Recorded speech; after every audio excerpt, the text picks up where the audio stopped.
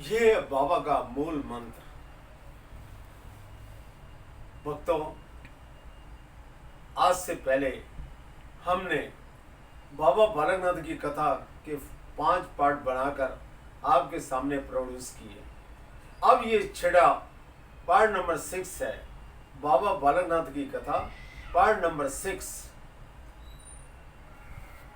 बाबा बालकनाथ जी की कथा बहुत बड़ी कथा है। बाबा जी के साथ कई संगी पात्र जुड़े हुए हैं, जैसे कि भर्तरी जी, गोरखनाथ जी,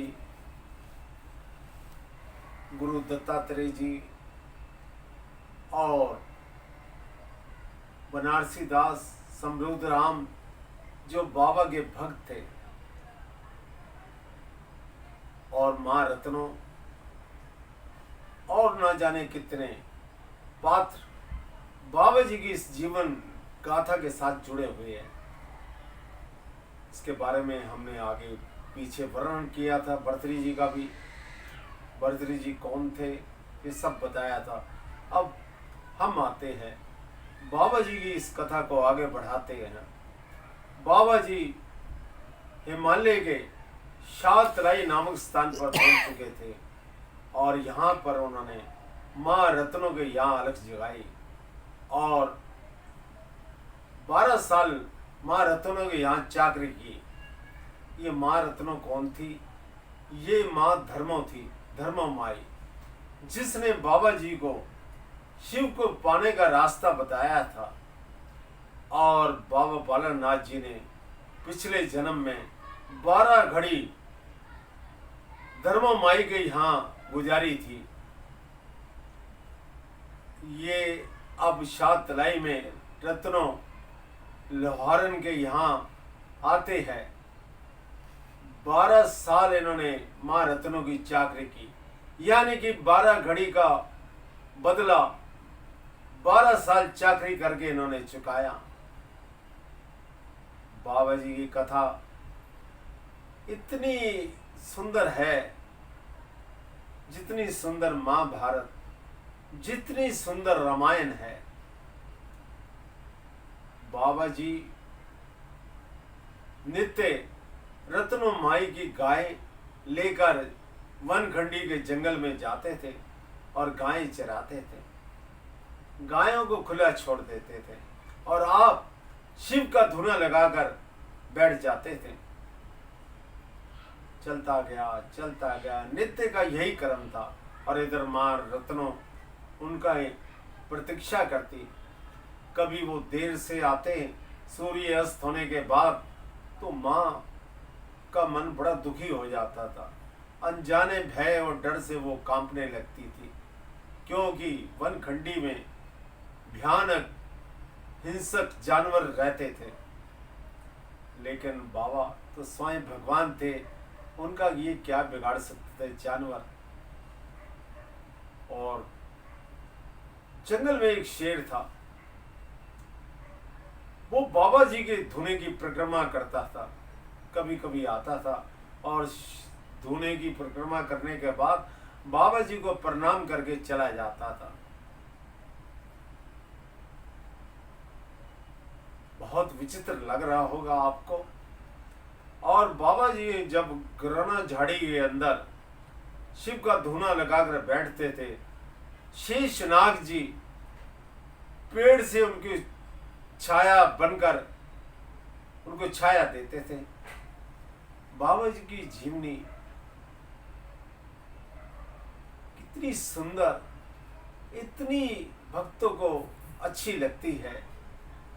बाबा जी सिद्ध पुरुष थे, उनसे बड़ा सिद्ध कोई हुआ ही नहीं। अब बाबा जी जब कभी वनखंडी से देरी से पहुंचते थे, यानी कि सूर्य अस्त होने के बाद, तो माँ उनको प्यार से डांटती थी कि जोगी बेटा, जंगल में बड़े भयानक पशु है, मुझे तो डर लगता है। तुम ऐसा किया करो कि सूर्य अस्त होने से पहले घर वापस लौट आया करो। जोगी बालक बोला कि माँ, आप चिंता ना करें, और मैं आपके कहे अनुसार सूर्य अस्त होने से पहले जरूर घर आ जाऊंगा। माँ बहुत प्रसन्न होती इस बात पर। जोगी बालिक और माँ रत्नों का प्रेम जैसे सखी माँ का प्रेम होता है, उससे भी बढ़कर रत्नों ने बहुत चाहती थी, और जोगी बेटे के सिवाय उनका इस दुनिया में था ही कौन और। दिन गुजरते गए, समय बीतता गया, और एक दिन जोगी बालिक जब वनखंडी में गायों को चराने के लिए गया, तो गायों ने उस जमींदार के फसलों को नष्ट कर दिया। इस बात पर जमींदार बहुत नाराज हुआ जब उसके करिंदों ने उसे बताया कि रत्नों का जो बेटा है उसकी गायों ने हमारे खेतों को नष्ट कर दिया, तहस नहस कर दिया। जमींदार क्रोधित होकर बोला करिंदों से, पहले भी ऐसा कई बार हुआ, लेकिन आज तो पूरी हमारी फसल ही चौपट कर दी उस बालिक ने। चलो रत्नों के पास, अब मैं सहन नहीं कर सकता और मैं इसकी रिपोर्ट बड़सर की कोतवाली में करूंगा। आप जमींदार रत्नों के यहां पहुंचता है और चिल्लाता है, रत्नों बाहर निकल, देख तेरे पुत्र ने क्या कर दिया। अब तो ये हम सहन नहीं कर सकते, हमारी पूरी फसल को तहस नहस कर दिया, हमारे खेतों को। रत्नों बाहर आई। रत्नों बोली, जमींदार जी मेरा बालक ऐसा नहीं कर सकता। चलिए। जोगी बालक जहां धूना लगाकर बैठा था, रत्नों माई वहां जमींदार जी को और करिंदों को लेकर गई और वहां क्रोधित होकर बोली, देख बेटा ये जमींदार क्या शिकायत लेकर आया है। तेरी गायों ने तेरी लापरवाही से इसकी सारी फसलें चौपट कर दी। बेटा मैंने इतने साल तुझे लस्सी पिलाई, मक्की की रोटियां खिलाई, तूने तो मुझे बहुत शर्मिंदा कर दिया बेटा। अब मैं जमींदार जी को क्या जवाब दूं। जोगी बालिक बोला, मां ऐसा कुछ नहीं हुआ, हमारी गायों ने इसकी कोई फसल को नष्ट नहीं किया। जाओ तो जमींदार जी के साथ इसके खेतों की तरफ देख लो। जमींदार बोला, बहुत चतुर बालिक है, जानता हूं, हमारे जाने के बाद तू भाग जाएगा। तो जोगी बालिक बोला, जमींदार जी आप मुझे रस्सियों के साथ इस पेड़ के साथ बांध दो। उन्होंने ऐसा ही किया। जमींदार के करिंदों ने रस्सियों से उस जोगी बालिक को बांध दिया। जब रत्नों माई, करिंदे और जमींदार अपने खेतों की ओर बढ़ा और देखकर बहुत अचंभित हुआ। अरे वो फसलें तो हरी भरी थी, उसे अपनी आंखों पर विश्वास नहीं हुआ। कहता है, अभी कुछ समय पहले जब हमने खेत देखे थे उजड़े पड़े थे, लेकिन ये अब फिर हरे भरे कैसे हो गए। करिंदे बोले, जमींदार जी तुम मानो या ना मानो, वो बालिक ईश्वर है, ये काम ईश्वर के सिवाय तो कोई कर ही नहीं सकता। जमींदार बोला, हाँ तुम ठीक कहते हो, कि वो बालिक मुझे लगता है ईश्वर का अवतार है, वो कोई साधारण बालिक नहीं। आओ चलो और उससे क्षमा याचना मांगते हैं।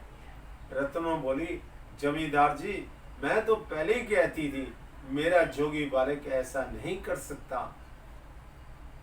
उन्होंने रत्नों माई से भी माफी मांगी, क्षमा याचना मांगी। जब जोगी बालिक के पास पहुंचे तो जमींदार बोला, करिंदो इस बालक को रस्सियों से मुक्त कर दो, और उनके पैरों में गिर पड़ा। कहने लगा, जोगी बालिक तुम साधारण बालिक नहीं, तुम साक्षात ईश्वर के अवतार हो, ये काम सिर्फ ईश्वर ही कर सकता है, और मुझे क्षमा कर दो, मुझसे बड़ी भारी भूल हो चुकी है। इसके बाद जोगी बालक मुस्कुराने लगे और बोले, रत्नो माई, हमने तो पहले ही कहा था कि हमारी गायों ने इसका कोई नुकसान नहीं किया। अब तो प्रत्यक्ष रूप से तुमने अपनी आंखों से देख लिया। अब रत्नो माई बोली, जोगी बालिक, मुझे क्षमा कर दो, मैंने तुम्हें बहुत भला बुरा कहा, मैं तुम्हें जान नहीं सकी। जमींदार जी और करिंदे चले गए वहां से। उसके बाद बाबा जी बोले, रत्नो माई, विधाता ने तुम्हारा और हमारा यहीं तक लेख लिखा था, अब हम यहाँ से चले जाएंगे। तुमने हमें बहुत ताने दिए, रोटियों के और कच्ची लस्सी के। ये देख माँ, ना तो तेरी कच्ची लस्सी पी हमने और ना ही तेरी रोटियाँ खाई माँ। चिमटा मारा पेड़ पर, रोटियाँ बाहर निकलने लगी और कच्ची लस्सी की धारा बहने लगी। अब तो वो और अधिक अचंभित हुई। कहती, जोगी बालिक, मुझे क्षमा कर दो, मैं तुम्हें जान नहीं सकी, तुम तो साक्षात ईश्वर हो, तुम मुझे छोड़ के मत जाना। जोगी बालक बोला, नहीं माँ, अब तो मुझे जाना ही होगा, और विधाता ने तुम्हारा हमारा यहीं तक साथ लिखा था, और फिर आज 12 साल हो चुके हैं। हमने तुम्हारा पिछले 12 घड़ी का 12 साल तुम्हारे यहाँ चाकरी करके कर्जा चुका दिया है बेटे, चुका दिया है माँ। तो इस प्रकार दुखी माँ को छोड़ते हुए जोगी आगे बढ़ गया। अब जोगी गरोना झाड़ी, जो शाह तलाई के बरगद के पेड़ से लगभग 1-1.25 किलोमीटर दूर है, गरोना झाड़ी उस जमाने में बड़ी भयानक जगह थी। तो वहां उन्होंने धूना लगाया शिव का और माँ से बिछड़ गए। माँ को बहुत दुख लगा। रत्नो माई बहुत गिड़गिड़ाती रही, रोती रही, लेकिन जोगी बालक बोला, मैं एक जोगी हूँ, जिस तरह नदी का बहता पानी रुकता नहीं माँ, और जोगी भी एक स्थान पर नहीं रहते, वो भी बहते पानी की तरह है माँ। लेकिन माँ, तुम्हें ये दुनिया वाले मेरे साथ साथ तुम्हें भी याद करेंगे। और गरोना झाड़ी के अंदर बाबा बालानाथ जी ने शिव का धूना लगा दिया। गरोना झाड़ी, यहीं पर गौरवनाथ जी को जब पता चला एक छोटा सा बालक शिव का बहुत बड़ा उपासक है और कई चमत्कारिक शक्तियों का स्वामी है, यहीं आए थे गोरखनाथ। यहीं बाबा बालकनाथ जी और गुरु गोरखनाथ में तर्क वितर्क हुआ, जिसमें गोरखनाथ जी पराजित हुए और बाबा जी गरोना झाड़ी से उड़कर मोर पर सवार होकर जोड़ से, जहाँ आजकल बाबा जी की गुफा है, यहाँ पहुंचे और यहीं पर घोरी राक्षस से उनका युद्ध हुआ, जिसमें उन्होंने उस दुष्ट घोरी राक्षस को मार कराया। भक्तों, अगला एपिसोड हमारा एपिसोड नंबर 7 होगा, जिसमें हम बताएंगे जब बाबा बालकनाथ जी ने गरोना झाड़ी में शिव का धूना लगाया, गोरखनाथ जी कैसे पहुंचते हैं और क्या तर्क वितर्क होता है उनके अंदर, जिसमें बाबा जी गोरखनाथ को पराजित करते हैं। क्योंकि जब भी किसी बहुत बड़े इंसान के अंदर भी, किसी ऋषि मुनि के अंदर भी अगर अहंकार आता है तो उसकी हार होती है। जैसे कि रावण की, रावण बहुत बड़ा विद्वान था, बहुत बड़ा तपस्वी था, लेकिन अहंकार की वजह से वो तो क्या, उसका पूरा कुल ही नष्ट हो गया। तो अहंकार बहुत बुरी चीज है। ऐसे ही कुछ अहंकार जब गोरखनाथ जी अपने 365 चेलों के साथ बड़सर पहुंचे तो उनके अंदर भी अहंकार आ गया। जिसमें वो पराजित हुए। इस कथा को हम यहीं समाप्त करते हैं। भक्तों, मुझे विश्वास से नहीं, अटूट विश्वास है ये कथा आपको बहुत अच्छी लग रही होगी। भक्तों, इस हमारी कथा को आप शेयर कीजिए, लाइक कीजिए और सब्सक्राइब कीजिए।